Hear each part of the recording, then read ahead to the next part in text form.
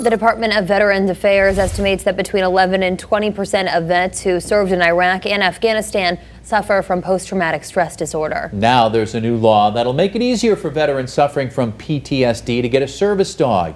It comes at a time where veterans with invisible war wounds are still struggling to get those needs recognized. Western Mass News reporter Audrey Russo joins us now live in studio with more on this law and one veteran's story. Audrey? On its website, the Department of Veterans Affairs says they're studying the link between PTSD and service dogs to see if the animals help with the condition. But now the PAWS Act could help eliminate financial barriers for those with PTSD looking to get a service dog. No matter what, he's got a smile on his face.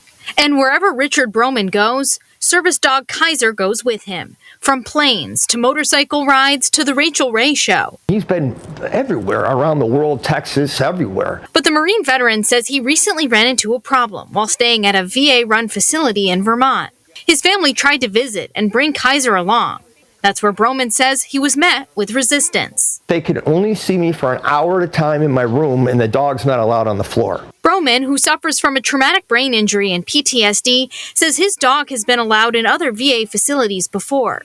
But he says the staff member argued with him and his family. He just finally said to me, if you don't like the rules of this program, you can leave. So that's what he did.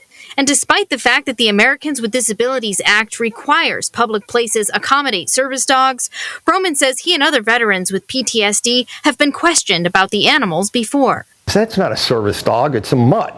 Plus, VA benefits don't always cover service dogs for vets without a physical or mobility impairment, the costs of which can total more than $20,000. But the tides are changing.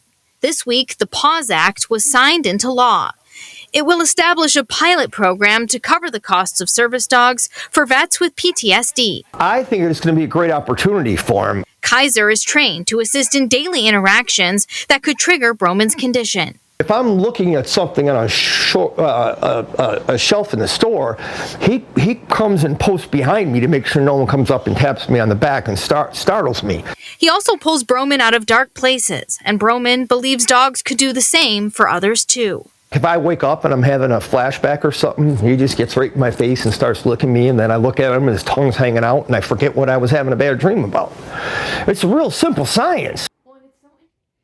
We've reached out to the VA-run facility in Vermont where Broman says his service dog wasn't allowed for a visit. In the meantime, the PAWS Act will fund the pilot program by providing a $25,000 grant per vet to eligible training organizations so they can pair that veteran with one of their dogs. Live in studio, Audrey Russo for Western Mass News.